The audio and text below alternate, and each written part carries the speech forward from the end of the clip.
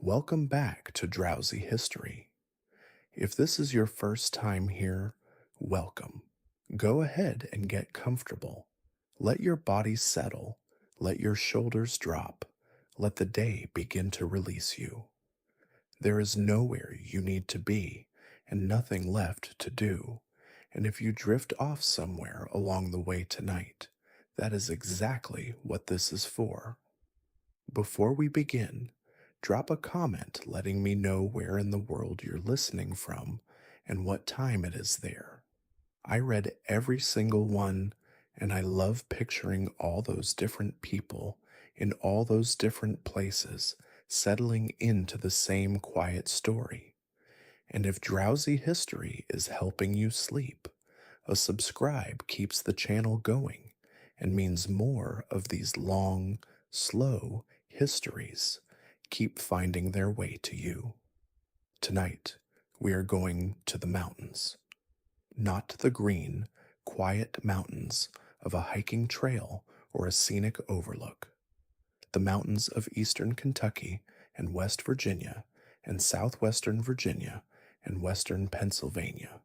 The ancient, folded, coal-bearing mountains of the Appalachian Range, where the land beneath the ridges held one of the most coveted resources of the industrial age, and where the people who dug it out of the earth paid for it with their bodies, their lungs, their safety, their wages, and in many cases, their lives.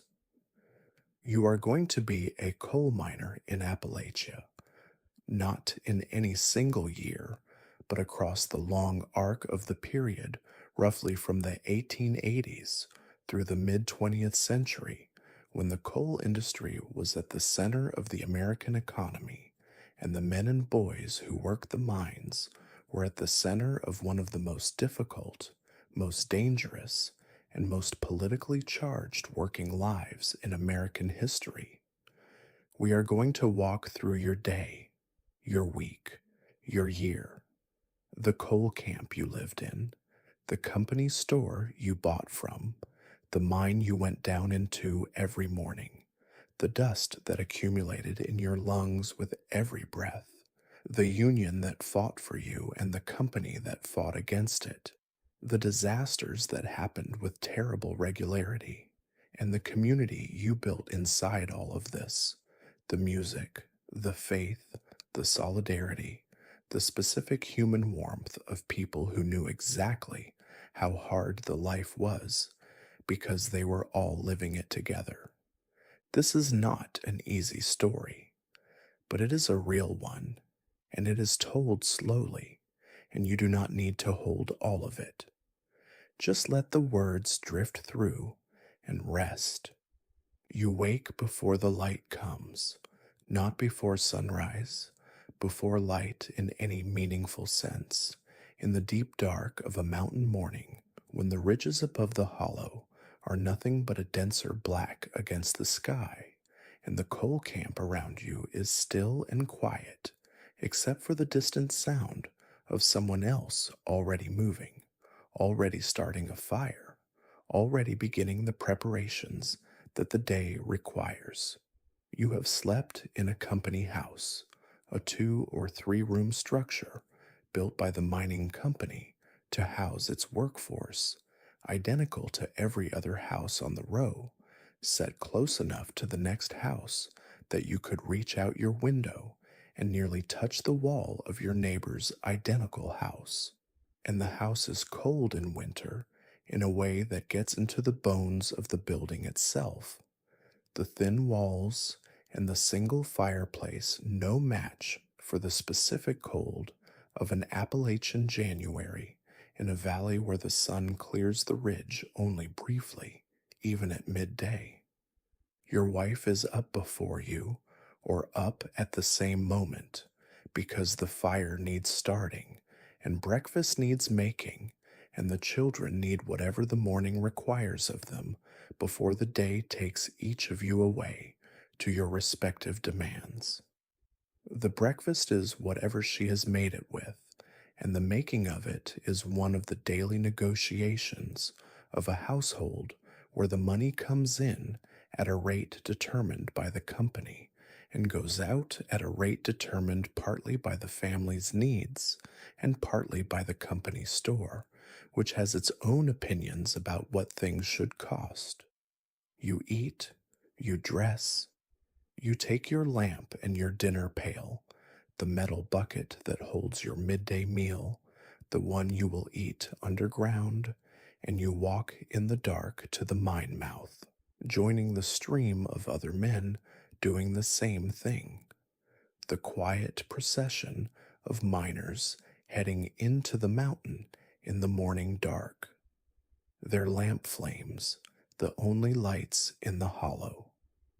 At the mine mouth, you wait for the man trip, the rail car that takes the miners down into the workings.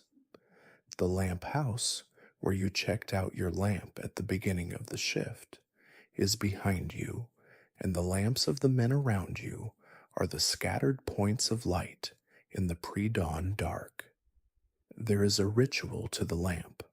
the checking of the fuel, the testing of the flame, the confirmation that the mechanism is working correctly, that is not performed casually, because the lamp is the only light you will have underground, and its failure is not a minor inconvenience, but a serious problem in the absolute dark of the working sections. Each miner is responsible for his own lamp and knows its characteristics, the way it burns when fully fueled, the changes in the flame when the air quality shifts, the specific behaviors that a careful miner reads as information about the environment around him. The waiting has its own quality, the particular alertness of men about to go underground, the greetings that are both genuine and calibrated not to express too much, the assessment of how everyone is doing, who looks well and who looks rough, who has been coughing more than usual, which is information that means something in a community of men who know what a particular kind of cough eventually leads to. The car moves, the light fades behind you, the mountain closes over you, and the day's work begins. That is where we are starting, and in a moment, we are going to describe everything about that life, from the geology of the coal seams to the company's accounting practices, from the particular terror of an underground explosion to the specific community that grew up around all of this. And that was, in its way, one of the most remarkable things Appalachia produced. But first, let's understand where you are and how you got there. You did not arrive in the coal fields by accident, and the path that brought you here is as much a part of your story as the mine itself. The coal industry in Appalachia grew with extraordinary speed in the decades after the Civil War, driven by the insatiable appetite of the industrial economy for the energy locked in the coal seams of the mountains, and its growth required a workforce that was assembled from wherever the assembling could be done. If you are white and your family has been in the mountains for generations, you came from the subsistence farming communities that had occupied the hollows and ridges of Appalachia since the late 18th century. Families of Scots-Irish, English, and German descent who had pushed into the mountains when the better land further east was already taken, who had built a self-sufficient life from small farms, hunting, and the various crafts that isolated communities require. Your grandfather or great-grandfather farmed the same hollow where you now live, raising corn and keeping pigs and doing the seasonal work of a mountain farm without any dependence on wages or on any economy larger than the immediate community. That life was hard in its own ways. The soil in the mountain hollows was thin, the farms were small, the isolation was real, but it was a life in which the family owned its labor and its time, and answered to no external authority in any immediate economic sense. The coming of the railroad, and with it the coming of the coal companies, changed all of that in a period of about 2 decades in the late 19th century. The companies acquired the mineral rights to vast tracts of mountain land, often through transactions that the mountain families who sold or leased those rights did not fully understand, because the legal concept of separating the mineral rights from the surface rights, buying what was underground while leaving the family nominally in ownership of the surface, was not one that had much meaning in a community whose relationship to land was based on farming the surface and whose understanding of what was under the ground was not organized around its commercial value. The families who sold mineral rights for small sums, thinking they were selling something they would never use, had in fact given away the most valuable thing the mountains contained, and the realization of this came too late and with too little legal recourse to change the situation. The transition from subsistence farming to wage labor in the mines was not always forced, and it is important not to romanticize the subsistence farming life in ways that make the transition seem straightforwardly a loss. For many mountain families, the wages available in the mines were higher than anything the farm had produced,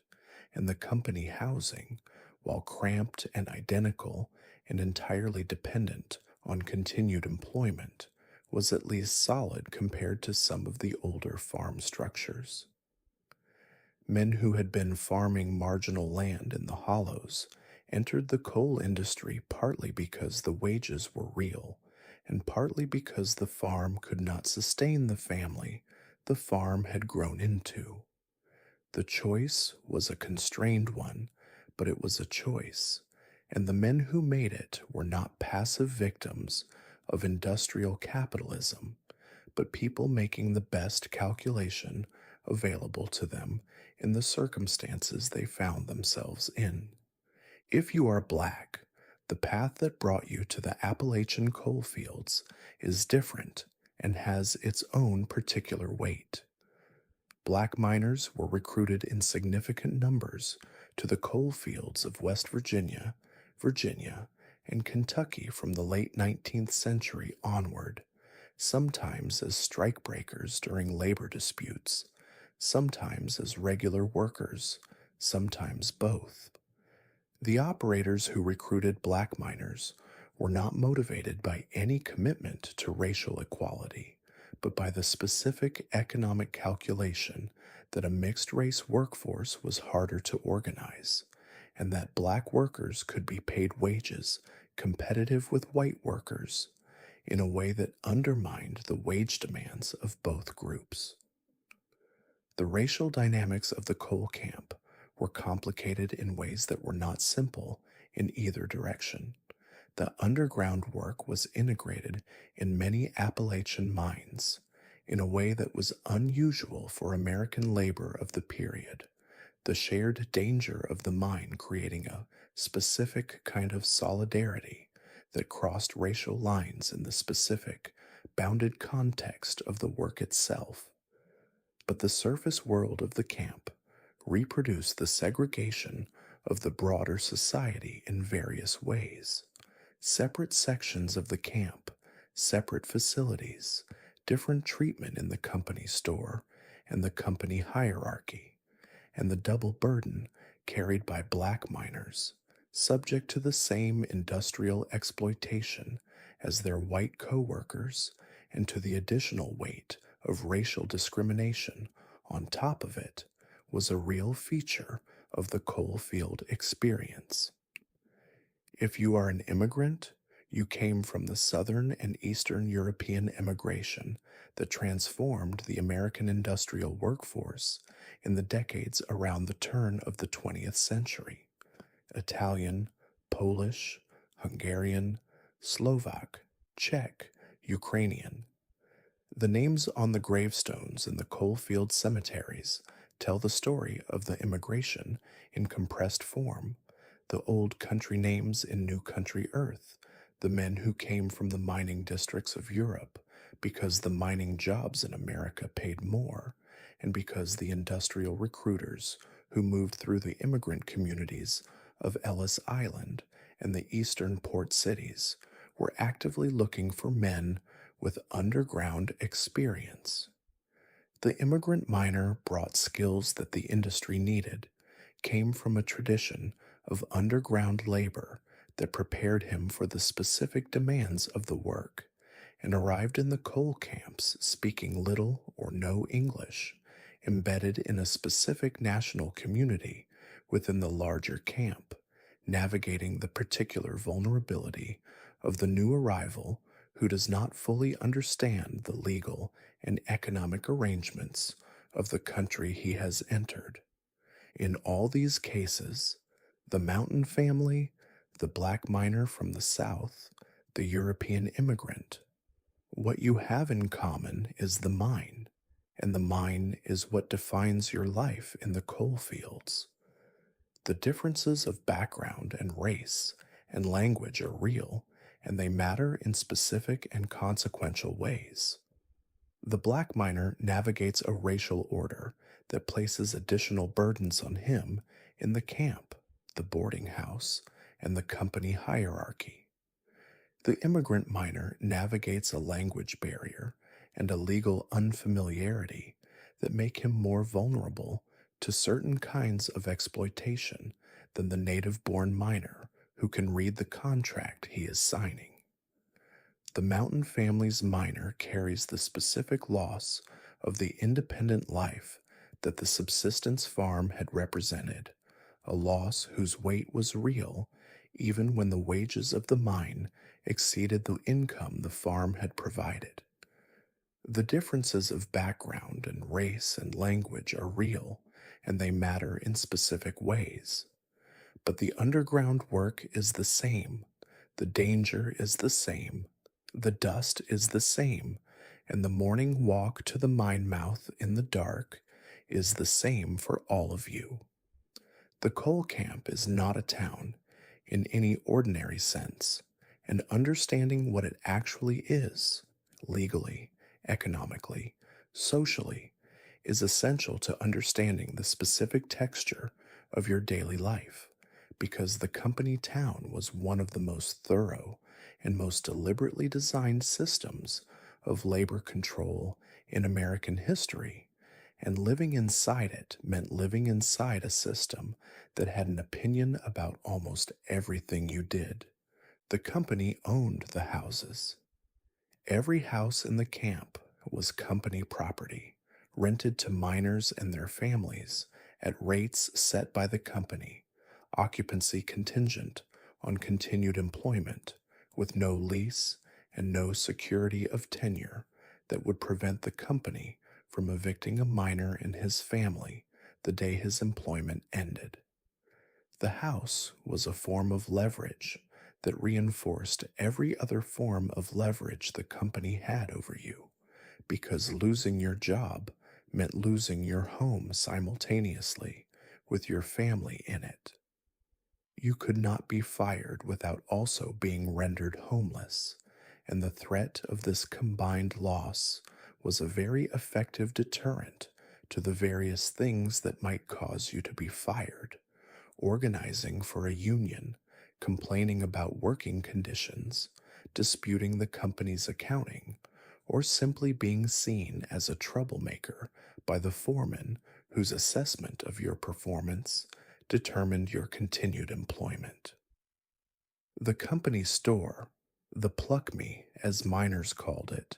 the name conveying in a single compressed image what they thought of it, was the commercial infrastructure of the camp and another of the system's central mechanisms. The company store sold everything the family needed: food, clothing, mining supplies, household goods, tools. In camps that were distant from any other commercial establishment, which in the remote hollows of Appalachia was most of them, The company store was not one option among many, but the only option, and the prices it charged reflected this monopoly position. Prices at company stores were consistently higher than at competing retailers in nearby towns, and the credit system through which most purchases were made, the scrip system, the advance against wages that was the standard mechanism of the camp economy,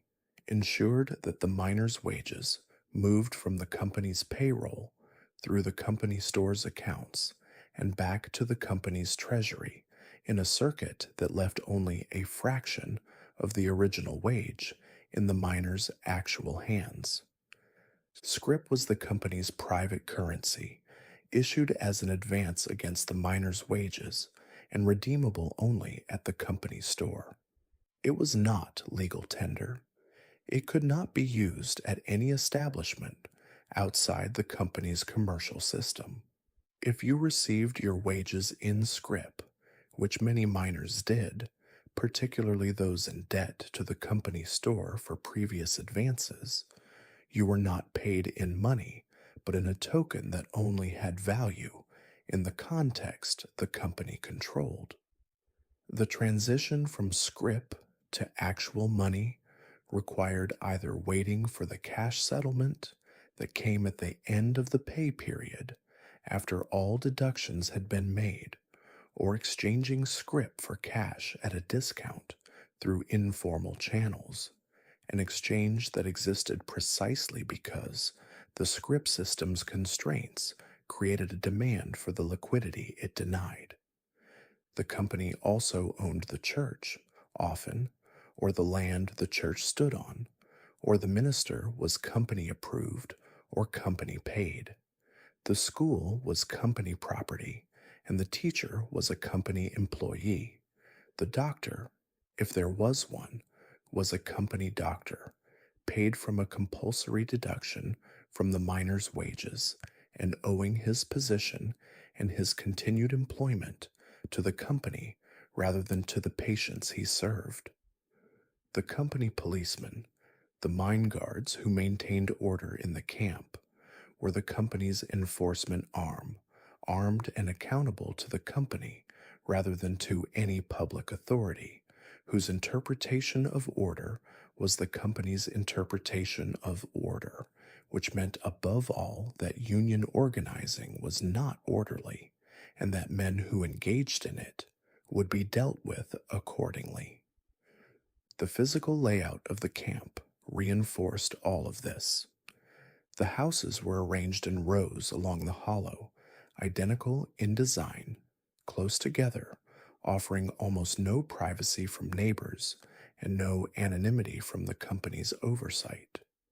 The roads were company roads,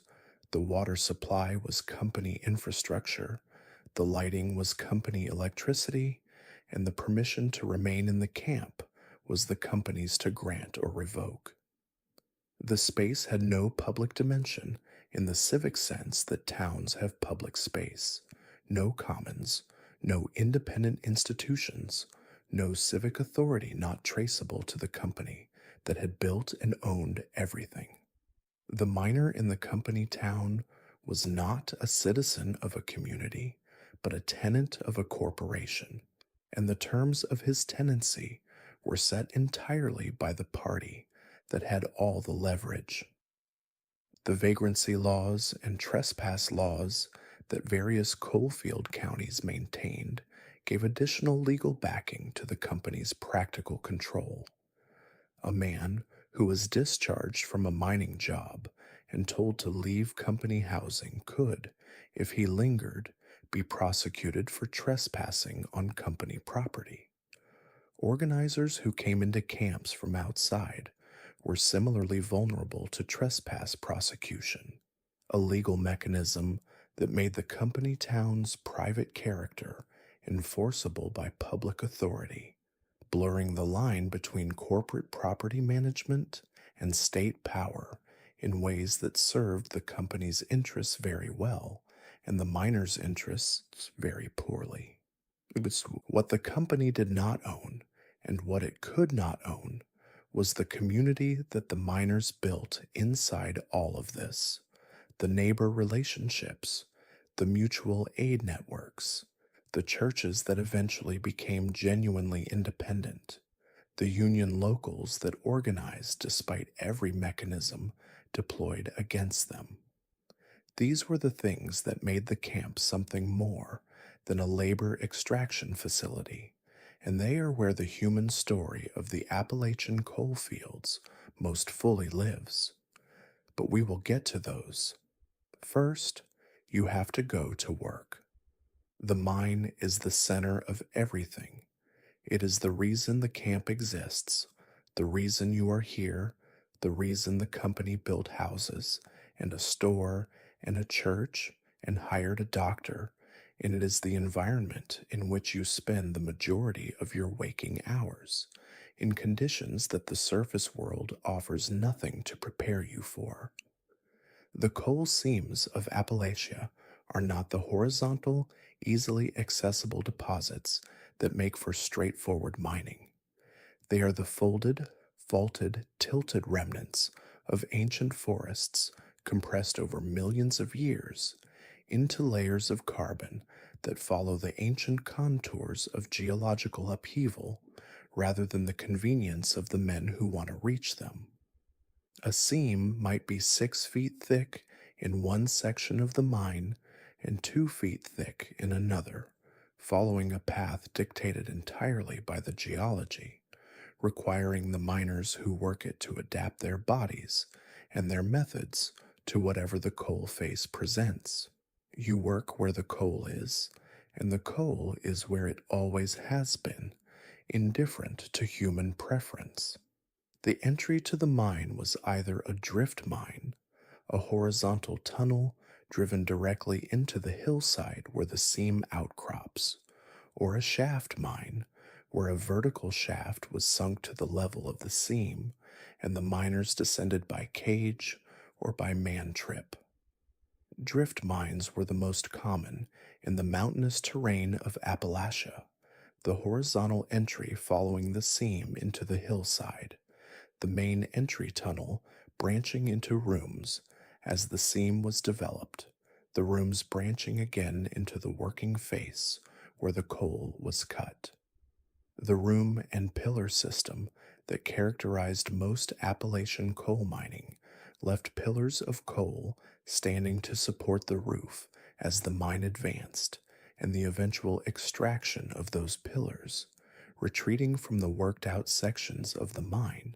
pulling the coal from the pillars as you went, allowing the roof to come down behind you in a controlled sequence of collapses,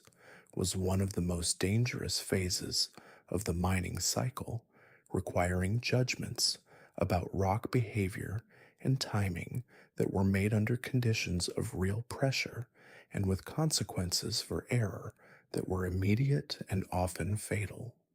Your specific job in the mine depended on your experience, your assigned section, and the state of the mine's development. If you were a loader, the most common classification for a working miner, your job was to cut the coal from the face and load it into the mine cars. In the early period of Appalachian coal mining, this was done entirely by hand. You undercut the seam with a pick, drilled shot holes in the face, and loaded them with black powder, fired the shots to bring the coal down, and then shoveled the broken coal into the car. You were paid by the ton. The tonnage system meant that your wages were not a fixed amount per day, but were calculated entirely by the weight of coal you loaded, and every aspect of the system's administration was a potential point where the calculation could work against you. The practice of docking, the deduction from your tonnage for coal that the company's screeners determined was mixed with too much slate, rock, or other impurities, was one of the most consistent sources of grievance in the coal fields. You cut and loaded what the face gave you, and the face gave you rock along with coal, and the degree to which the screeners penalized you for that rock was a matter of judgment that was not yours to make. The weighman who measured your car at the tipple, the structure at the mine mouth, where the cars were weighed before being dumped, was a company employee working with scales that were theoretically accurate and in practice sometimes not, subject to no independent check that the miner had any real ability to exercise. The difference between what you loaded and what you were credited for loading was a gap that operated consistently in the company's favor, and the accumulated effect of this gap on your weekly earnings was significant. After the introduction of mechanical cutting machines in the late 19th and the early 20th centuries,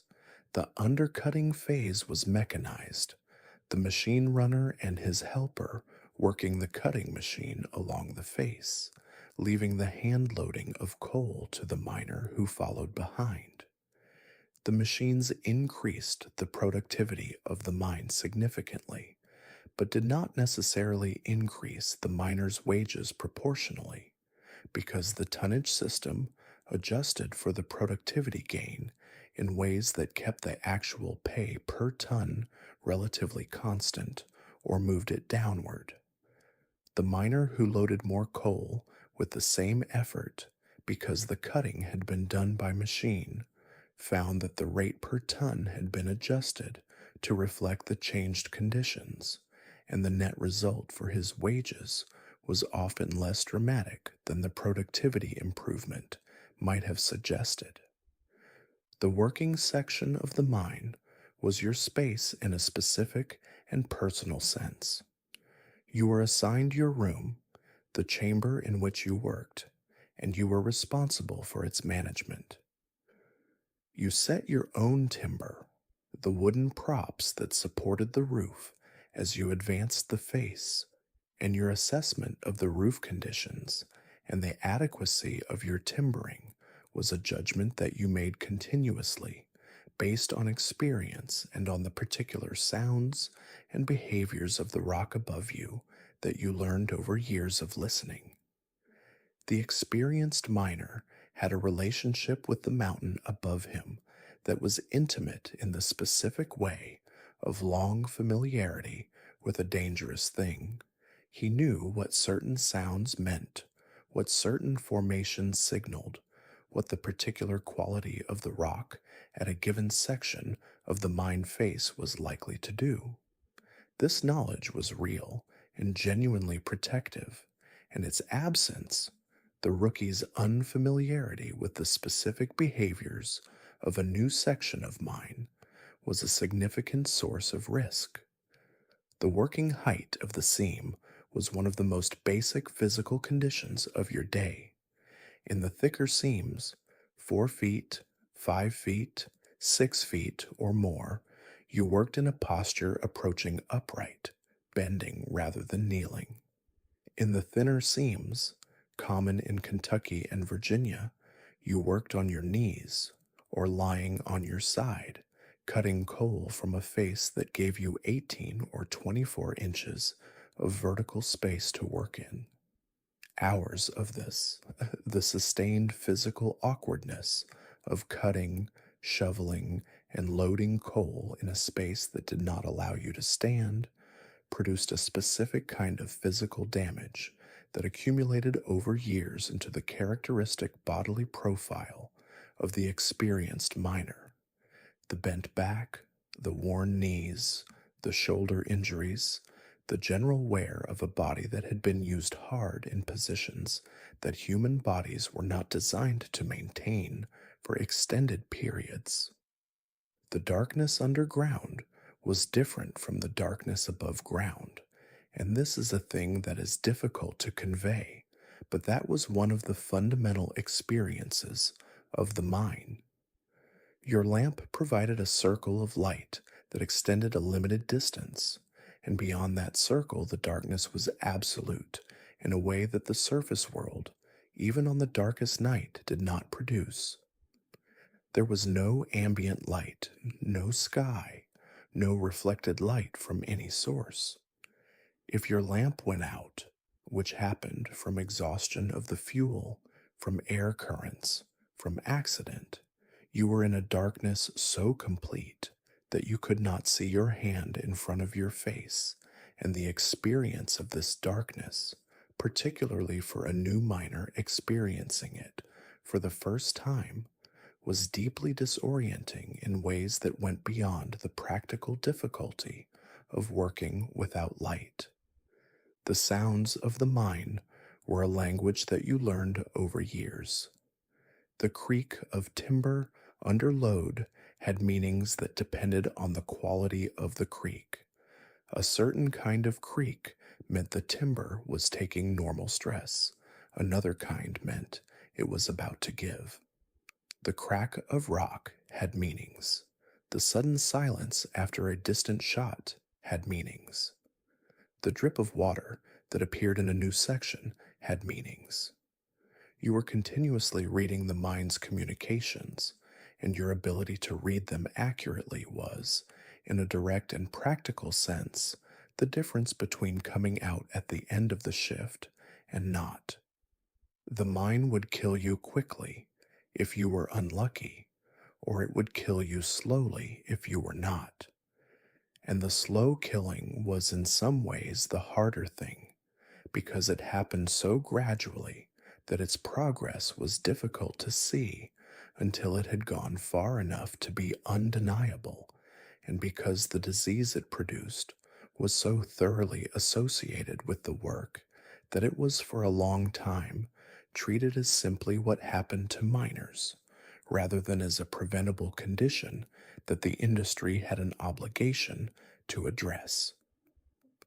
Black lung disease, coal workers' pneumoconiosis, in the medical terminology that came later, when the condition was finally given the clinical recognition it had long been denied,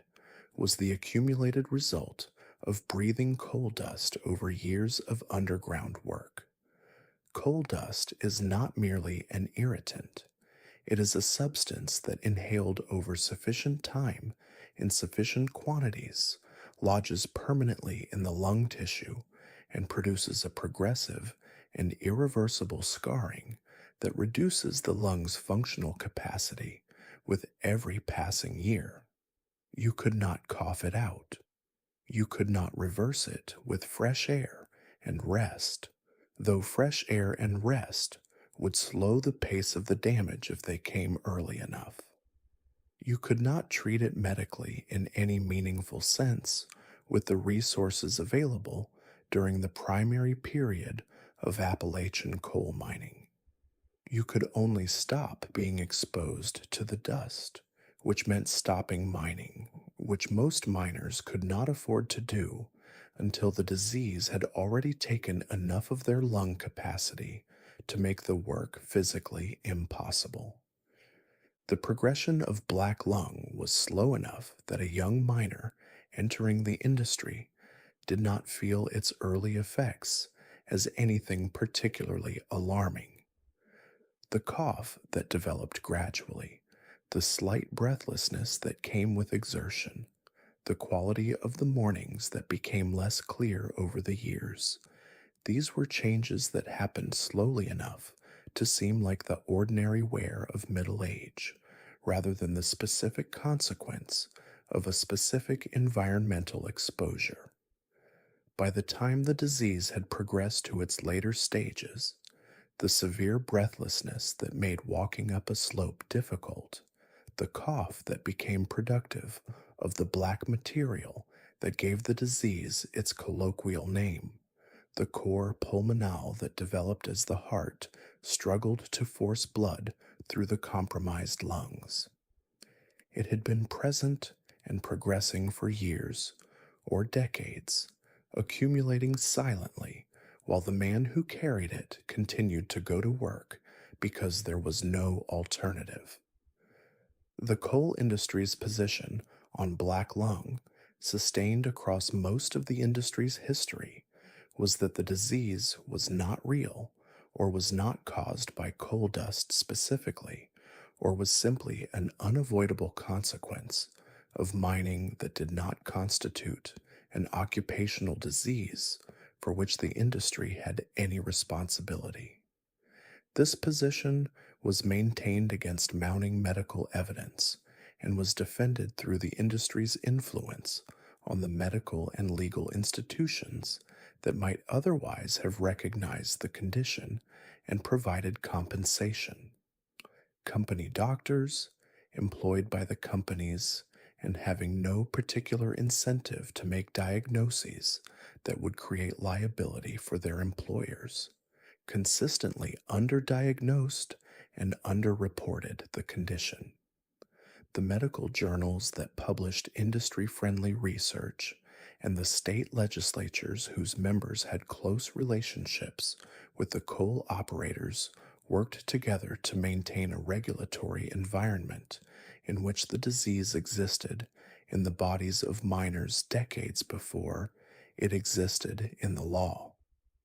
The fight for black lung compensation, which became one of the central demands of the miners' political movement in the 1960s, and which resulted in the Federal Coal Mine Health and Safety Act of 1969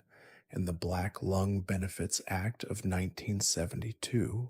was fought by miners and their advocates against an industry that had spent decades denying the disease's existence and a medical establishment that had been too long in the industry's orbit. That the fight was eventually won, that compensation was eventually established, and that the occupational disease that had disabled and killed miners for generations was finally recognized is one of the genuine victories of the Appalachian coalfield community. That it came so late, after so many men had died of a disease that their employers denied and their doctors were paid not to see,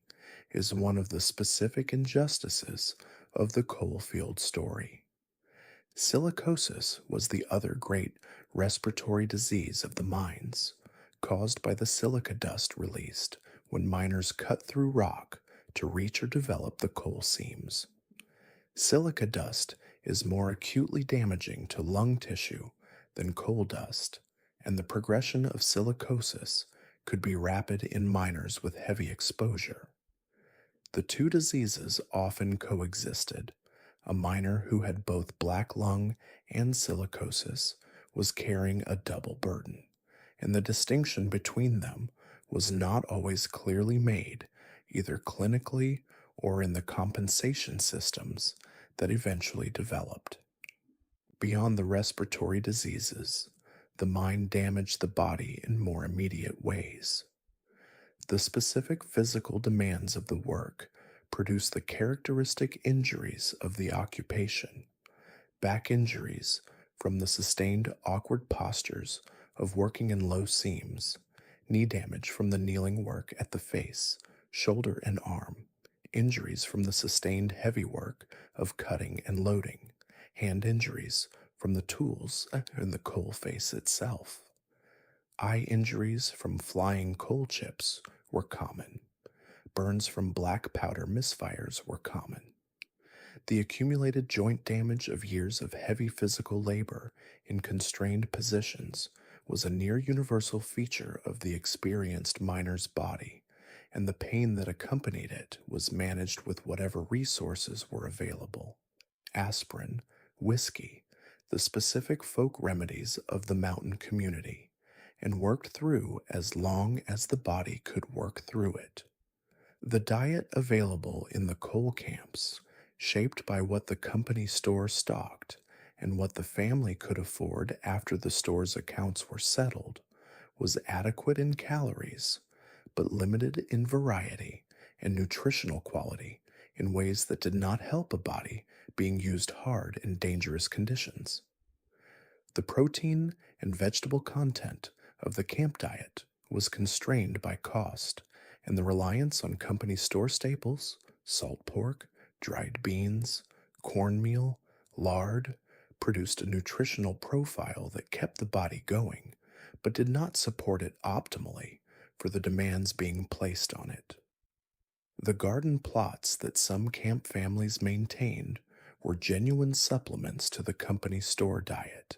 and the canning and preserving that women did in the harvest season was a meaningful contribution to the family's nutritional resources across the winter months. Water in the camps was often of uncertain quality, drawn from sources that were in close proximity to the various effluents of the mining operation, the mine drainage that was acidic and heavy with dissolved minerals, the human waste of a crowded community whose sanitary infrastructure was limited, the various industrial chemicals of the preparation plant that processed the coal. Gastrointestinal illness was endemic in many camps, and the specific waterborne diseases that poor water quality transmitted moved through camp populations with the speed that crowded housing and shared water sources permitted. There are two kinds of danger in the coal mine: the slow danger, the kind that builds over years and decades and that produces the bodies of old miners who can no longer breathe, is the kind we have been discussing. The fast danger is different in every way: sudden, violent, total, with no warning and no second chance. And it is the kind that the coal fields of Appalachia produced with a terrible and regular frequency that constitutes one of the most damning indictments of the industry's safety record. Mine explosions were the most catastrophic of the fast dangers. Coal mines accumulate two gases that are explosive in the right concentrations: methane, which seeps from the coal seam and accumulates in poorly ventilated areas, and coal dust itself, which can be suspended in the mine air in concentrations sufficient to propagate an explosion across enormous distances once ignited.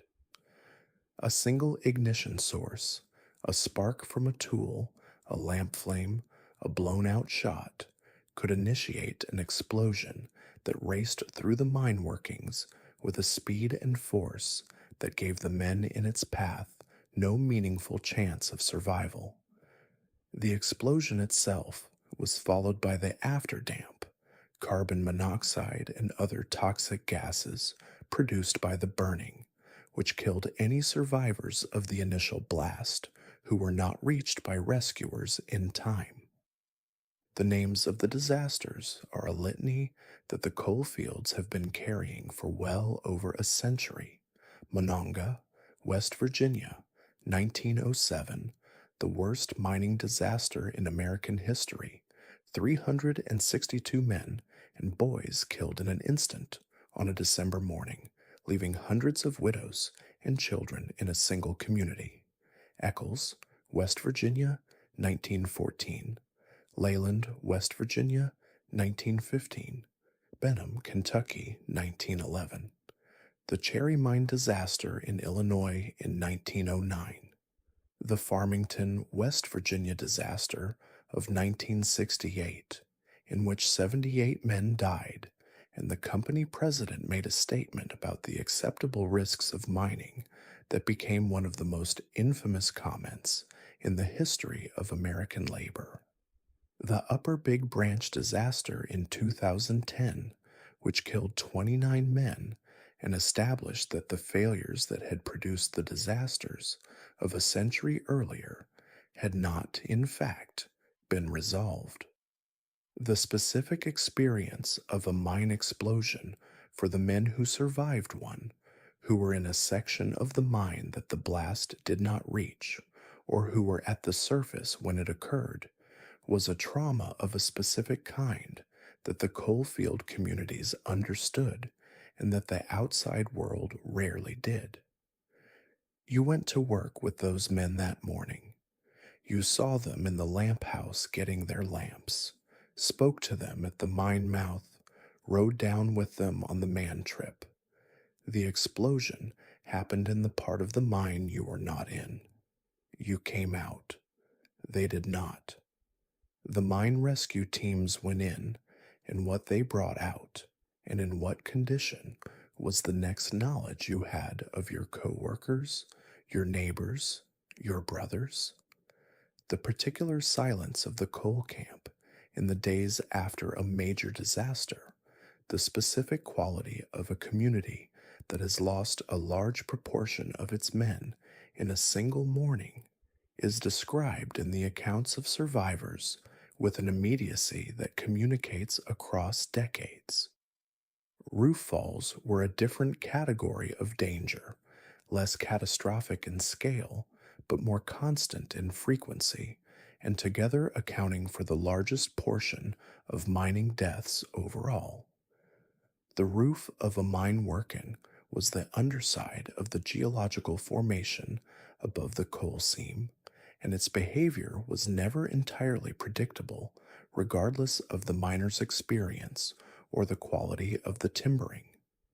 Rock could fall without warning from a section that had shown no particular signs of instability, in pieces ranging from small chips to multi-ton slabs. The miner's assessment of roof conditions and his placement of timber props were his primary defenses, and when these defenses were adequate, when the assessment was right, when the timbering was solid, when the rock behaved as expected, the roof held and the miner continued. When they were not adequate for whatever reason, the consequences were immediate and physical in the specific way of several tons of rock falling on a person. The practice of looking up, the continuous examination of the roof conditions as you worked, the habit of listening for the sounds that preceded a fall, the assessment of every new section of working face before committing to work under it, was so deeply embedded in the experienced miner's practice that it was largely unconscious, the kind of attention that becomes reflex after sufficient time underground. The new miner, who had not yet developed this reflex, who was still primarily focused on the work at the face rather than on the environment surrounding it, was at significantly greater risk, and the fatality rates among miners in their first years underground were considerably higher than among experienced workers. The statistics of coal mining deaths across the peak period of Appalachian mining are an indictment in numerical form. In the early years of the 20th century, the death rate in American coal mines was between 3 and 4 deaths per million tons of coal mined, a number that was lower than in some other countries, but that, given the enormous quantities of coal being mined, translated into thousands of deaths per year. The years from 1900 to 1950 saw approximately 50,000 deaths in American coal mines, and this figure does not include the far larger number of miners permanently disabled by injury or disease. The response of the industry to these statistics was, for most of this period, a combination of denial of responsibility, arguments that the conditions were inherent to the work and could not be improved, and political resistance to the regulation that might have changed the conditions. The mining families who lived with these statistics knew them not as numbers, but as specific men. The funeral that the camp attended for the men killed in this week's roof fall, the widow who had lost a husband the year before and whose son was now old enough to go into the mine himself because the family needed the income, the miner who had survived 3 major accidents in 15 years underground and who carried in his body the evidence of all 3. The ordinary, unremarkable deaths, the single fatality in a small camp, the man who died alone in his working section when the roof fell and was not found until the end of the shift, that did not make the newspapers, but that left the same hole in the camp community as the disasters that did. The rescue culture of the coal fields, the tradition of the mine rescue team that went back into the mine after a disaster to bring out survivors and recover the dead, was one of the most powerful expressions of the community's values, and it was also one of the most harrowing experiences available to any human being. The men who volunteered for rescue work, who put on the breathing apparatus and went into a mine that had just exploded, that was still burning in sections, that was full of afterdamp and unstable roof, and the evidence of what had happened, did so knowing the risks and doing it anyway, because the men inside might still be alive, and the community demanded the attempt. The technical skill of mine rescue work was developed and maintained at great effort, with competitions between rescue teams from different mines and different states that combined genuine training with the specific pride of a community that valued competence in this, as in all aspects of the mining work. The rescue team that reached survivors in time,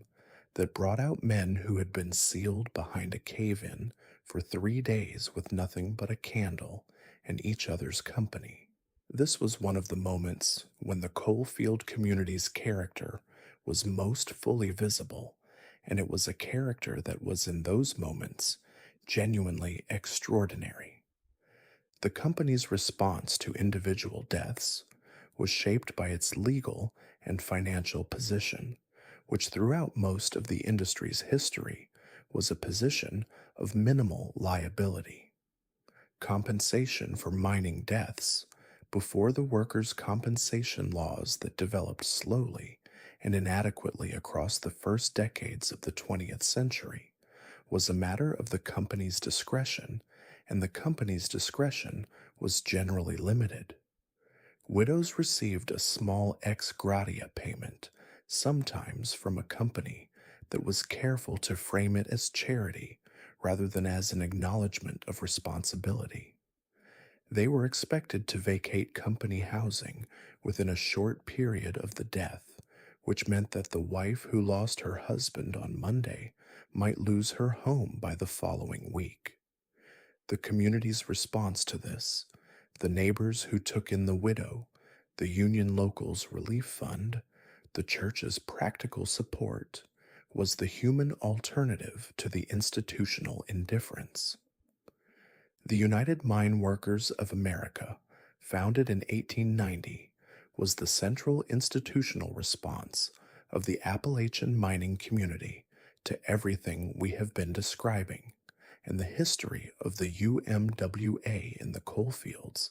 is one of the most dramatic chapters in American labor history, a story of genuine courage and genuine sacrifice conducted against opposition that was at various times violent, lethal, and backed by both corporate power and the coercive authority of the state. The fundamental demand of the Union was simple: recognition, the right to organize, to bargain collectively, to have an institutional voice in the terms of employment that was not simply the company's word taken against the miners. Around this central demand clustered the specific demands that collective bargaining was supposed to address: wage rates, the tonnage system and its abuses, the weighman's accountability, safety conditions in the mine, the company store and its prices, the terms of company housing. All of these were things the Union could address if it could establish the right to bargain, and none of them could be effectively addressed if the miners' only option was individual negotiation with an employer who had all the leverage. The company's response to union organizing was, throughout the formative period of the Union's history, essentially total opposition, conducted through every available mechanism. The blacklist, the informal industry-wide system, by which miners who were identified as union organizers or sympathizers were denied employment, was the primary economic weapon. A miner blacklisted by one company found that all the companies in the region had received his name and that employment was effectively closed to him throughout the coal fields. The company's control of the housing, combined with the blacklist, meant that a union organizer faced not only unemployment, but eviction and homelessness simultaneously. The combination was devastating in individual cases and was intended to deter others through the visible consequences visited on those who took the risk. When economic pressure was insufficient, the companies moved to physical force. The mine guard system, the private army of company police, often including men who had previous employment in Pinkertons or other private detective agencies with experience in labor conflict, was deployed against striking miners with a thoroughness that included beating, shooting, and killing. The coalfield wars of the early 20th century, the Paint Creek and Cabin Creek strikes in West Virginia from 1912 to 1913, the Matwan Massacre of 1920, the Battle of Blair Mountain in 1921, were armed conflicts in the most literal sense, conducted on American soil between working miners and the private and public forces deployed against them, and they produced casualties on both sides that would be remarkable in any context, and that are remarkable in the context of a domestic labor dispute. The Mattawan Massacre of May 1920 is worth sitting with for a moment, because it is one of the clearest single illustrations of what the labor conflict in the coalfields actually looked like on the ground. In Matwan, West Virginia, the Baldwin Felts Detective Agency, a private firm employed by the coal operators to enforce the company's authority in the camps, was attempting to evict miners who had been organizing with the UMWA. The town's police chief, Sid Hatfield, who was sympathetic to the miners, confronted the agents. A gunfight broke out in the town's main street, in which 7 Baldwin Felts agents and 2 miners were killed. Hatfield became a hero to the miners of the region and a target of the operators. He was shot and killed on the courthouse steps in Welch, West Virginia, the following year by men connected to the operators in an act of extrajudicial violence conducted in public that was never successfully prosecuted. The Battle of Blair Mountain, which followed shortly after Hatfield's murder, was the largest armed insurrection in the United States since the Civil War. Approximately 10,000 armed miners from the coal fields of southern West Virginia marched toward Logan County, where Don Chaffin, the county sheriff, who was directly on the coal operators' payroll, had assembled a force of company guards, state police, and volunteer deputies to oppose them. The march became a battle conducted across the forested ridges of the Logan County mountains over several days, with both sides taking casualties. President Harding ultimately dispatched federal troops and Army aircraft to end the conflict. The miners dispersed, and hundreds were indicted for murder and treason, though most charges were eventually dropped. The UMWA was severely weakened in the region and would not achieve stable organization in West Virginia's southern coal fields for another decade. The eventual success of the UMWA, the recognition that came in stages with significant breakthroughs under the New Deal and the National Industrial Recovery Act of 1933, and with John L. Lewis's aggressive organizing drives of the 1930s, changed the conditions of mining life in ways that were real and significant. Wages improved. The weighman was required to have a check weighman appointed by the miners alongside him, introducing an independent check into the tonnage calculation. Safety regulations were strengthened, though the enforcement remained contested. The scrip system was curtailed. The worst abuses of the company store were moderated by the existence of a union contract that set terms the company had agreed to in writing. These gains were partial and were continuously contested, but they were gains, and the men who had died and been imprisoned and been blacklisted to win them had won something real.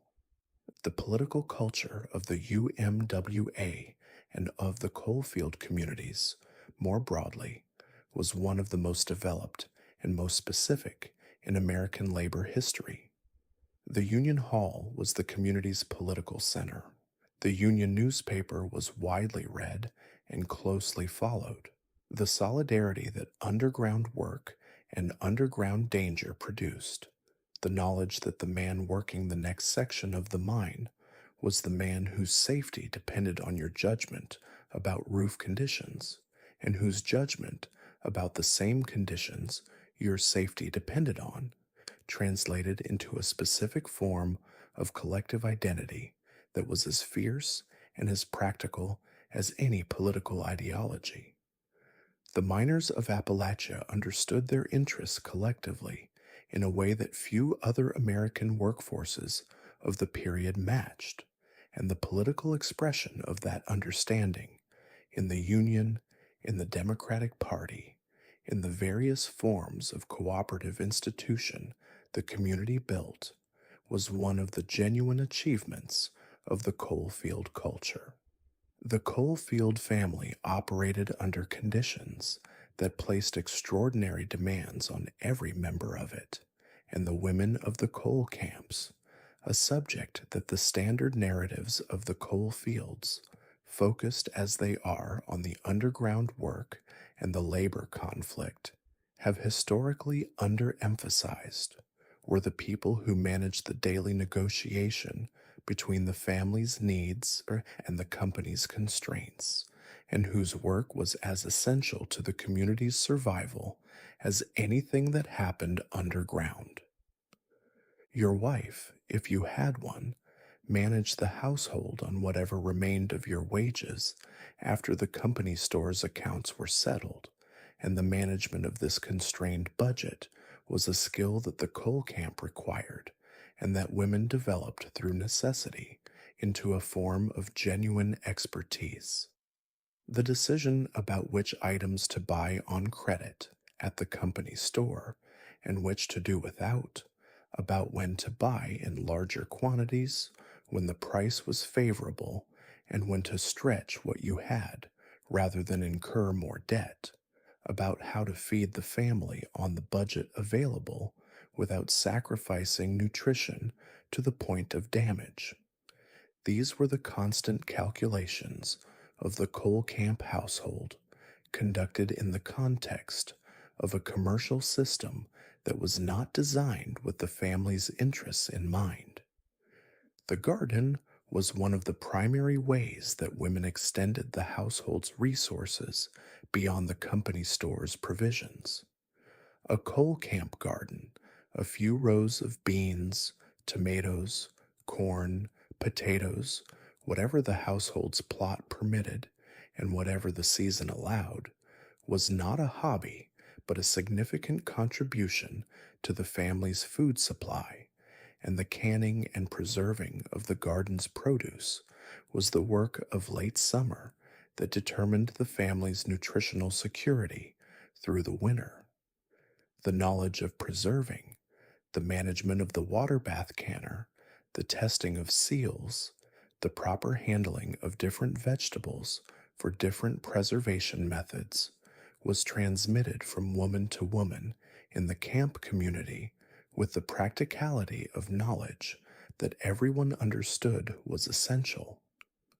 The physical labor of the camp household was substantial. Without the labor saving technologies that were becoming available in more prosperous households by the mid 20th century, the automatic washer, the refrigerator, the gas or electric range, the coal camp household required an enormous amount of manual work. Water carried from the community spigot because many camp houses had no indoor plumbing. Washing done on the washboard with water heated on the stove. Bread made from scratch because the company store's bread was more expensive than the flour to make it. Coal carried in from the coal house and ashes carried out because the house was heated by a coal stove that required daily tending. In a family with small children, all of this was layered on top of the constant physical care that young children require, and the resulting workload was one that a woman in a coal camp managed from the time she rose to the time she finally put herself to bed. The specific anxiety of the coal camp wife was the mine. Every morning that her husband went to work underground, she began the wait that ended when he came back out. This was not a dramatic or conscious process. It was simply the background of the day, the knowledge that the mine was there, and that what it did to men was not always predictable. The news that reached the camp surface in the event of an accident, the particular way information moved through the tight community of a small camp, the gathering of women at the mine mouth when something had happened underground. This was a pattern she knew from having been a daughter in a mining family before she became a wife in one, and its familiarity did not make it less frightening. Children in the coal camps grew up in the mine's presence in ways that shaped their understanding of work and risk and community from the beginning. The mine was the landscape's dominant feature, the sound of its operation, the hoist engine, the preparation plant, the railroad cars, the constant background of daily life. Children knew from early what the mine was and what it did to people because the people it did things to were their fathers and uncles and neighbors, and the deaths and injuries were not distant news stories, but immediate facts of the community they lived in. The boy who grew up in a coal camp and who followed his father into the mine was not making an uninformed choice about the risks of his occupation.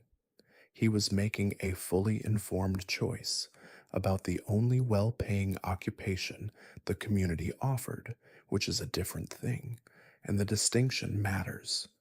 Education in the coal camps was the mechanism by which some families managed the transition between the mining life and other possibilities. And the investment in education, the priority placed on keeping children in school rather than sending them to work in the mine, was a statement about the future that some families could make and others could not, depending on the wages and the debt and the number of children and the specific economics of the household. The children who did get more education, who finished high school and sometimes went further, were the ones whose trajectory took them away from the coal fields, and the departure of the best educated young people from the coal camp communities, the brain drain that was in some respects a sign of the community's success in providing for its children, also contributed to the long-term decline of the communities themselves. The role of the coal camp women in the labor conflicts was significant and has been even more underrepresented than their everyday domestic role. Women who supported their husband's union membership did so at shared risk. The eviction that threatened the striking miner threatened the whole family, and the decision to strike was a decision that the whole household bore the consequences of. Women who actively participated in strike support, who marched with strikers, who confronted company guards, who kept the picket lines going when the men were too exposed to be there, are part of the coal field's historical record and part of its most vivid stories. Mother Jones, whose career in the coal fields of Appalachia from the 1890s through the 1920s made her one of the most famous labor organizers in American history, was notable partly because she was a woman in a space that was officially entirely male, and her effectiveness was rooted in the same combination of moral force and practical organizing skill that the coalfield women brought to the labor conflict from within their own communities. The coalfield community built what it needed from what it had, and what it had was each other and the specific culture of the mountains, the music, the faith, the mutual aid, the particular way of being together that people develop when they share a difficult life in a specific place, and when the institutions that are supposed to support them have mostly demonstrated that they cannot be relied upon. The church in the coal camp was one of the genuine independent institutions, and its independence was something that had to be established and maintained against the company's tendency to want to own and manage everything. The churches that were most fully independent, the Baptist and Holiness and Pentecostal congregations that proliferated in the coal fields, whose theology required no denominational infrastructure and whose organization was built from within the local community rather than imposed from outside it, were the ones most free from company influence, and they were correspondingly the most politically significant, the ones most likely to support union organizing, and most likely to provide the moral framework within which the labor conflict was understood as a matter of justice rather than merely of economic interest. The faith of the Appalachian coalfield community was not the mild, comfortable religion of the prosperous. It was the intense, personal, experiential faith of people who lived close to death and who needed a theology equal to that proximity. The holiness and Pentecostal traditions that had their strongest footing in the coal fields emphasized direct personal experience of the divine, the reality of spiritual gifts, the immediate comfort of a faith that was not mediated through institutional structures but was available to anyone who sought it in the specificity of their own experience. Whether this theology was intellectually satisfying by external standards was less important than the question of whether it worked, whether it provided genuine comfort and genuine community and genuine ethical framework for the people who held it. And by these measures, it clearly did, sustaining communities through hardships that would have been very difficult to bear within a thinner spiritual framework. The music of the Appalachian coal fields was the music of the mountains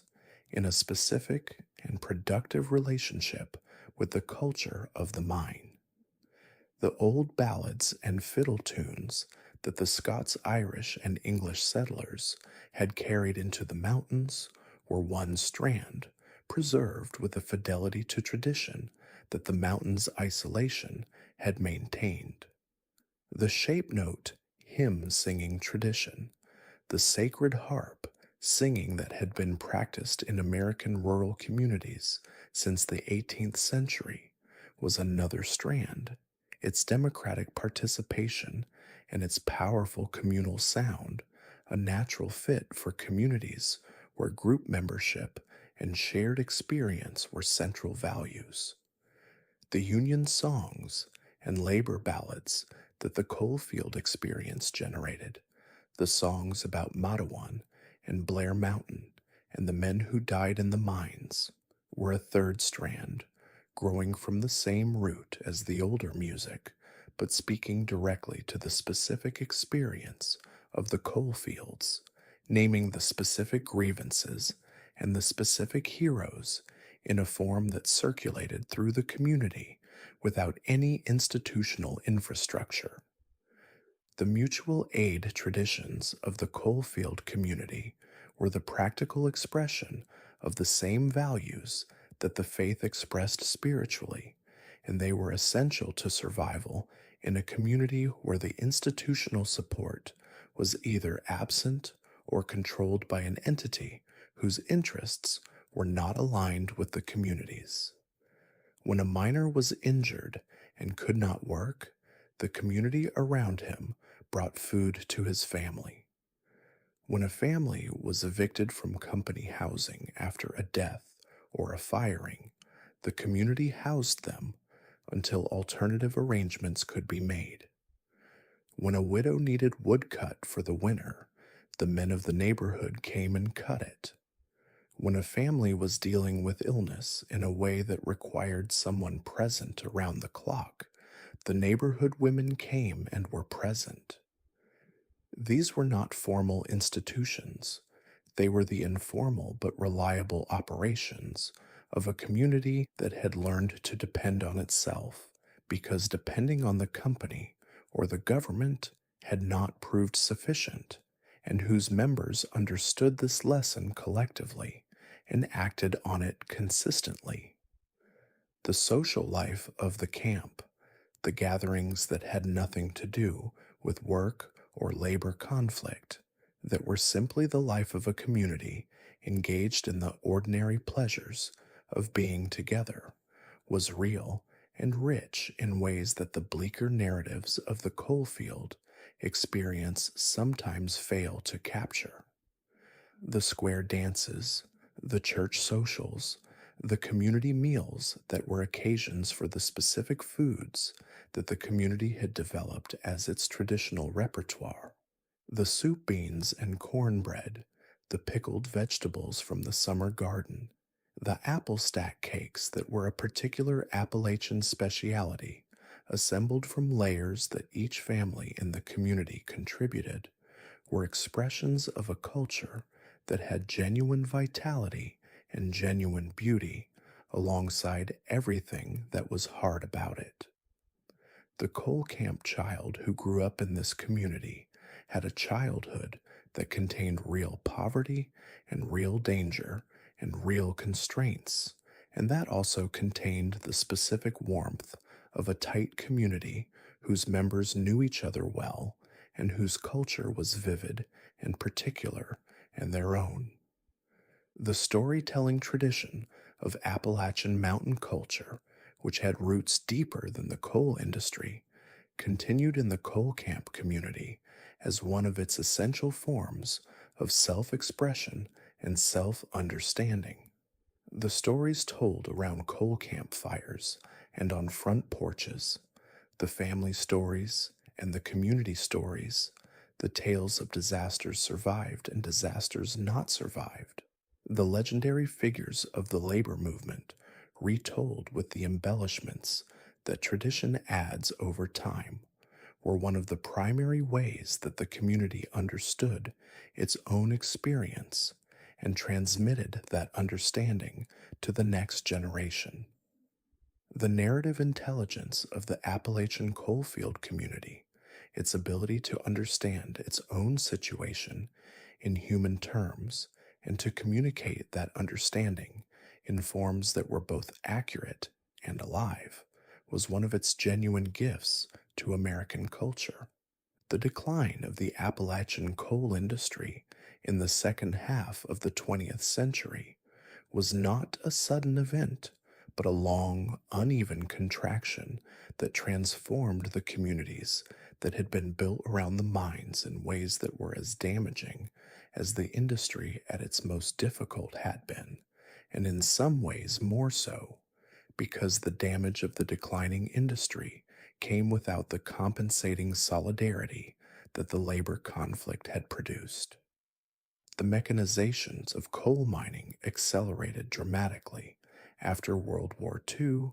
and the continuous mining machines that replaced the hand loading and conventional mining methods of the earlier period were enormously productive and required far fewer men.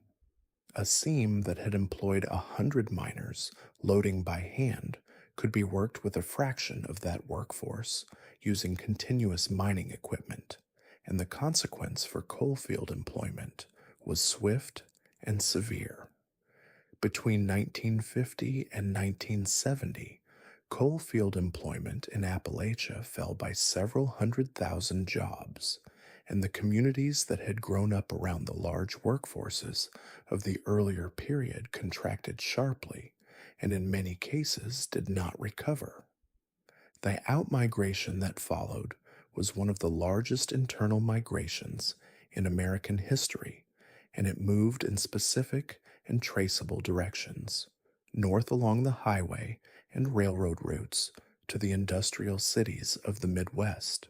to Dayton and Cincinnati, and Columbus, and Detroit and Chicago, where the post war industrial economy was still creating employment, and where Appalachian communities established themselves in specific neighborhoods that replicated in the urban context something of the mutual aid and shared culture of the mountain community. The Appalachian diaspora in the northern industrial cities was large enough and distinctive enough to generate its own cultural expression, its own political organizations, and its own social service institutions, and it was visible enough to produce a wave of writing and journalism in the 1960s and 1970s that attempted to explain Appalachian culture to a wider audience with varying degrees of accuracy and sympathy.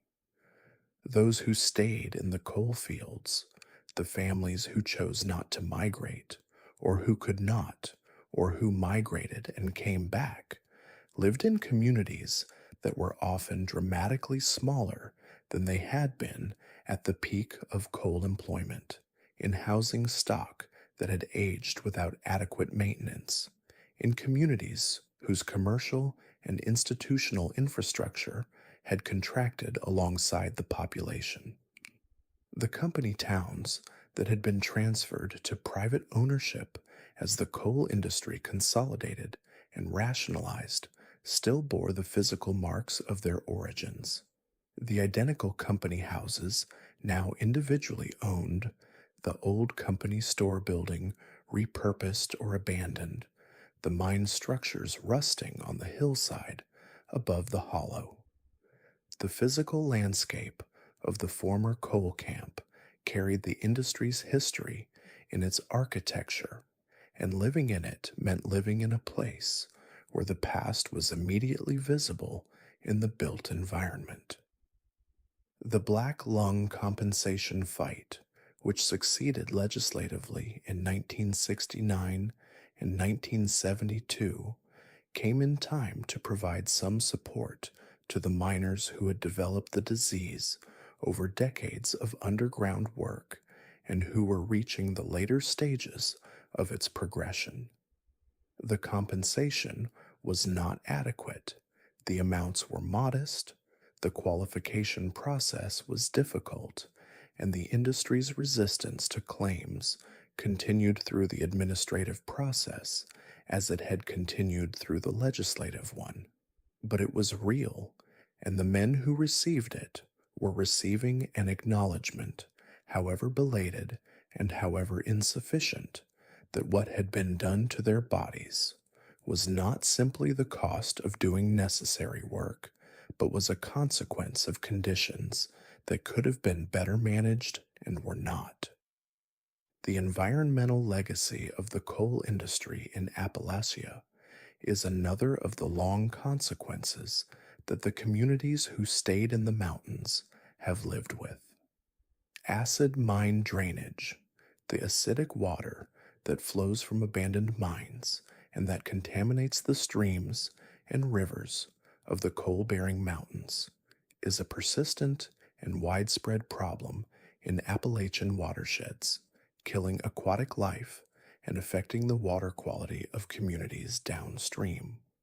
The strip mining and mountaintop removal practices that expanded from the mid-20th century onward brought new forms of environmental damage. The scraping away of the mountain surface to reach the coal beneath, the disposal of the overburdens and valley fills that buried headwater streams, the blasting that shook the walls of nearby homes and deposited coal dust on gardens and laundry lines that were resisted by the coalfield communities with the same fierce determination that earlier generations had resisted the worst practices of the underground mining era. What remained and what remains in the coalfield communities of Appalachia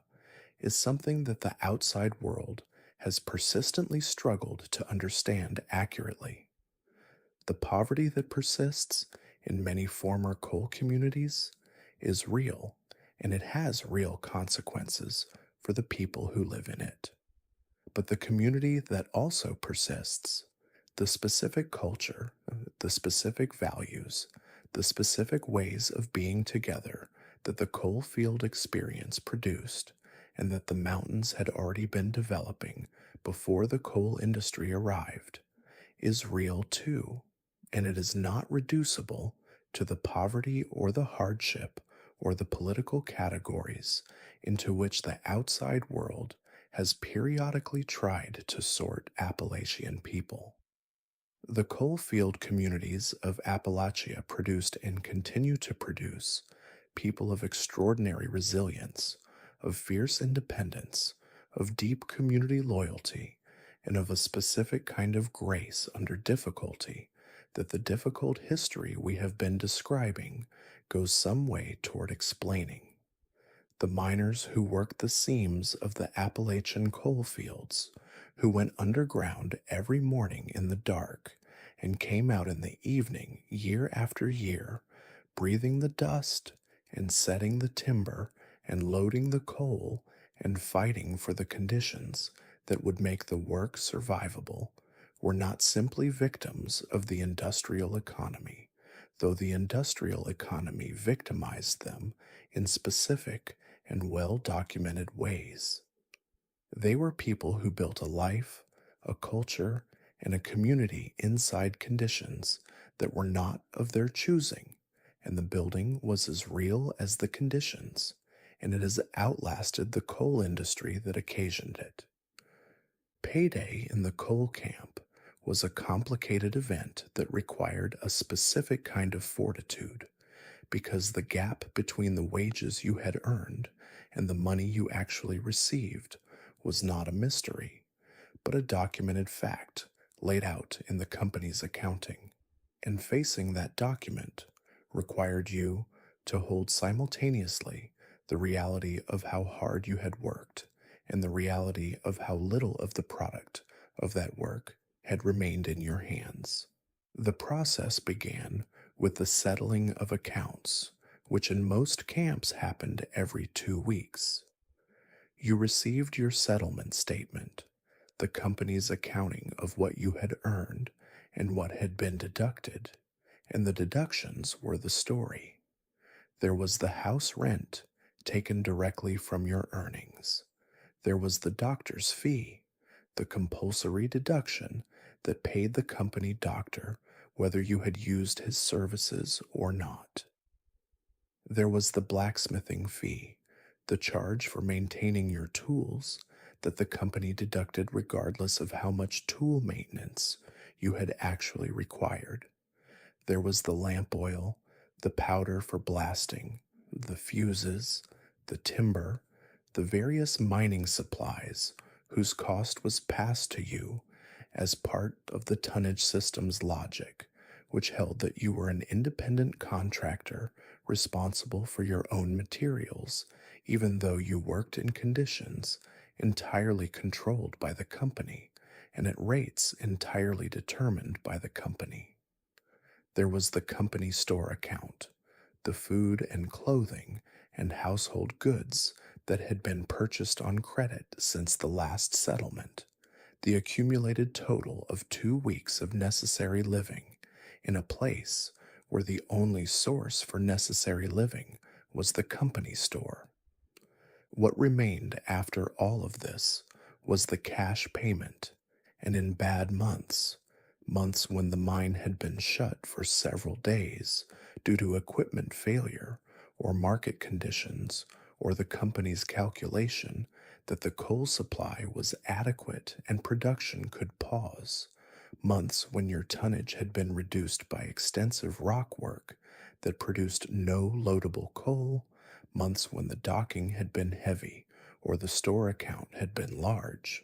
the cash payment could be a very small number. In the worst cases, the settlement showed not a positive balance, but a debt.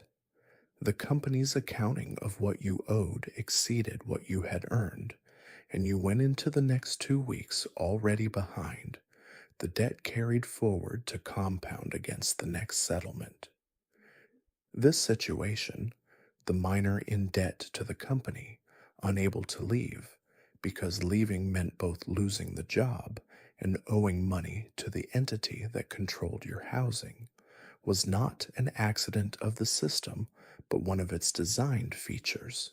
at least in the most exploitative operations. A workforce in debt was a workforce that could not easily exercise the ultimate form of individual economic leverage, which was to leave and find employment elsewhere, and the debt that the combination of the company store, the advanced system, and the various compulsory deductions produced was one of the mechanisms that maintained the labor force's attachment to a specific operation when the attachment might otherwise not have been freely chosen. The more honest operations, and there was genuine variation between companies in the degree of exploitation they practiced, with some operators maintaining fairer stores and more transparent accounting, and others squeezing every available margin, ran their settlements in a way that left miners with a genuine cash balance most of the time, a balance that was modest but real and that permitted the saving and purchasing and forward planning that a family needs. But the existence of the more honest operations does not mitigate the systematic character of the less honest ones, and the conditions the law permitted and the enforcement mechanisms provided were such that the exploitative model was sustainable across decades in many operations. The move from scrip to real cash payment, from the company's private currency to U.S. dollars that could be spent anywhere, was one of the key demands of the UMWA, and one that legislation gradually addressed across the first decades of the 20th century. The abolition of scrip as a mandatory payment medium was a genuine practical improvement in the miner's economic situation, because cash could be taken to the independent merchant in the nearest town, could be banked, could be sent to family members elsewhere, could accumulate into savings in a way that scrip could not. The independent merchant in the nearest town, who often had lower prices than the company store, because the company store's prices reflected a monopoly premium that competition immediately reduced, was the miner's alternative to the company's commercial system, and the ability to access that alternative required actual money, which required the legal and contractual end of the scrip system. The specific arithmetic of the coal miner's poverty was something that the families living inside it understood with great precision, because precision about money was a survival skill when the margin between adequate and inadequate was narrow, and the consequences of miscalculation fell immediately and hard on specific people. The coalfield community's relationship with money was consequently not the simple pattern of working class spending that outside observers sometimes described, the drinking and the improvidence and the failure to save, but a sophisticated management of limited resources under constrained conditions, conducted by people who had no slack in the system and who knew it, and who accordingly managed what they had with a care that the more comfortable observer who did have slack was not required to exercise and might not recognize. Children worked in the Appalachian coal mines, and the conditions in which they worked and the fight to end their employment underground is one of the specific stories of the coalfield history that deserves its own attention because it illuminates something important about both the economic logic of the coal industry and the moral logic of the community that opposed it. The most common position for a child in the coal mine was the trapper, the boy who sat in the darkness at a ventilation door, opening it when a mine car needed to pass and closing it again afterward to maintain the ventilation system's integrity. This was a job of extraordinary tedium and considerable psychological difficulty for anyone, and for a child of 8 or 10 or 12, it was a specific kind of suffering. You sat in the dark, you sat alone.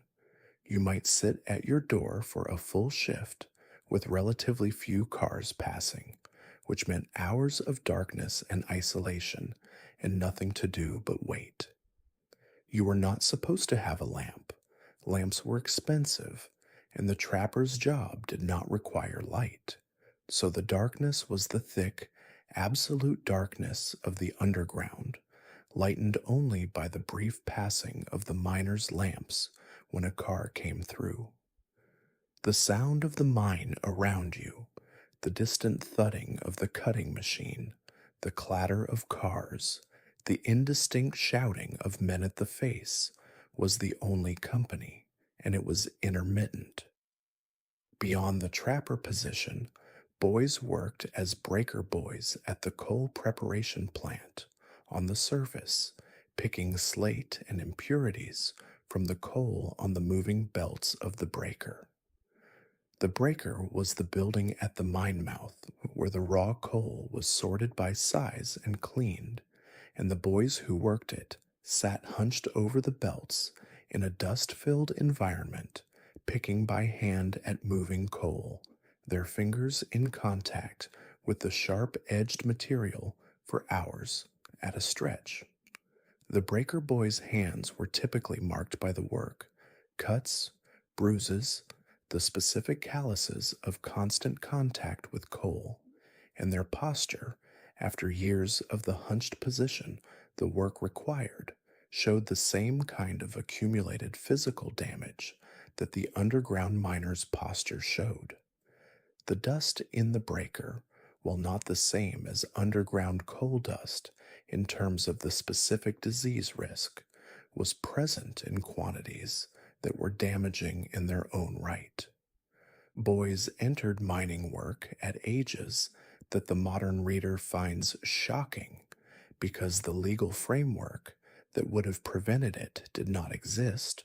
or existed on paper without the enforcement mechanisms to make it real for most of the formative period of the coal industry. The first federal child labor laws did not pass until 1916, and their effective enforcement in the coal fields took considerably longer than their passage. The economic logic that put children in the mines was the logic of the coal camp family's finances. A boy who could contribute to the household's income, however modestly, was a boy whose contribution was needed, and the need was real and not the product of parental indifference,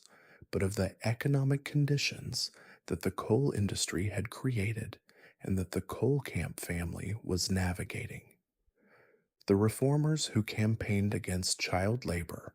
in the coal mines, and they were active, visible, and eventually effective, made their case in terms that combined the moral appeal to childhood's sanctity with the economic argument that child labor depressed wages for adult workers and that its elimination was in the interest of the adult workforce as well as the children. Lewis Hines' photographs of child miners, taken in the early years of the 20th century as part of the National Child Labor Committee's documentation project, are among the most powerful images of industrial America and were deliberately deployed as tools of public opinion, showing the specific faces and the specific bodies of specific children at work in conditions that the photograph's viewers, seeing them for the first time, found difficult to accept as normal features of American working life. The Union position on child labor evolved along with the broader reform movement. The UMWA supported the elimination of child labor in the mines, both on the moral grounds that children should not be in the mines and on the practical grounds that every child employed in a mining job was a job that an adult miner was not employed in, and that child labor was therefore one of the mechanisms by which the industry suppressed adult wages. The end of child labor in the mines was therefore both a moral achievement and a labor achievement, won through the combination of legislative campaigning, union pressure, and the gradual shift in public tolerance for the visible exploitation of children that the documentary photography of reformers like Hine made possible. The boys who had worked in the mines before the legal prohibitions and their effective enforcement closed that door grew into the men who worked the mines of the middle decades of the century, and they carried in their bodies the effects of the early exposure, the respiratory damage from years of breaker dust, the physical effects of the early years of heavy work on developing bodies, the specific psychological marks of the trapper's years in the dark. These men were part of the generation that fought for and won the union contracts of the 1930s and 1940s, the men whose experience of the industry at its most unregulated gave them a very clear sense of what the regulation was for and why it mattered, and whose determination to maintain the gains that the Union had won was grounded in the specific, personal, bodily knowledge of what the alternative looked like. The coalfield childhood of the regulated era, the childhood of the 1940s and 1950s, when the child labor laws were effectively enforced, and when the union contracts had improved the economic position of the mining family, was a different childhood from the one that had preceded it, though it was still a childhood shaped by the mine's presence and by the community the mine had produced. The children who grew up in the camp in this period had the same neighbor relationships, the same church community, the same specific culture of the mountains, and they did not have the mine as a physical environment in the way their fathers and grandfathers had, except in the imagination and the ear, the sounds of the mine's operation as the constant background of the camp's daily life, the knowledge of what the men did underground that came not from personal experience, but from the community's continuous narration of it. What the coalfield childhood gave you, whatever its specific conditions, was the knowledge of where you came from and what your people had been through to get you to the present moment, and this knowledge was a specific kind of inheritance, not always comfortable, not always easy to carry, but real and grounding, and connected to a history that was larger than any individual life, and that had produced in its passage something worth knowing about the human capacity for endurance and solidarity and the making of community inside difficulty. Let me step out of the second person for a moment and leave you with one last image before the night settles in. It is a morning in autumn in a coal camp in eastern Kentucky, sometime in the 1930s. The light is just coming over the ridge, that particular low light that autumn makes in the mountains, amber and slant, laying long shadows across the identical company houses and the mud of the camp road. The shift is about to begin. The men are moving through the light toward the mine mouth, their breath visible in the cold air, their lamp flames the small warm points in the larger cool brightness of the morning. You are one of them. You have been one of them for 15 years, or 20, or 30. You know this walk in your sleep. Know the sound of your boots on the camp road in the morning. Know the weight of the lamp and the dinner pail. You know the men around you by the sound of their walk, by the way they carry themselves, by the specific conversation each of them will and won't have before the shift begins.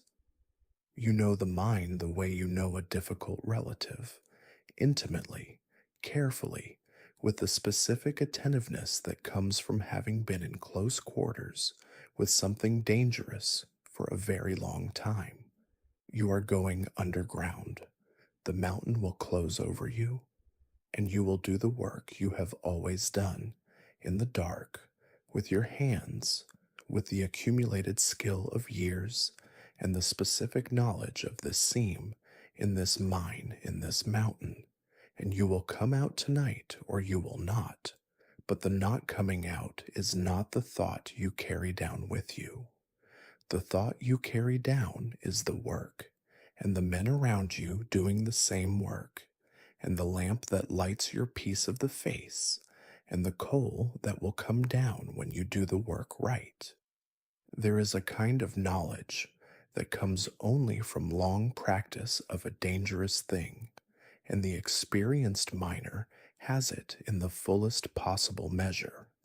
He knows the mine the way he knows his own name,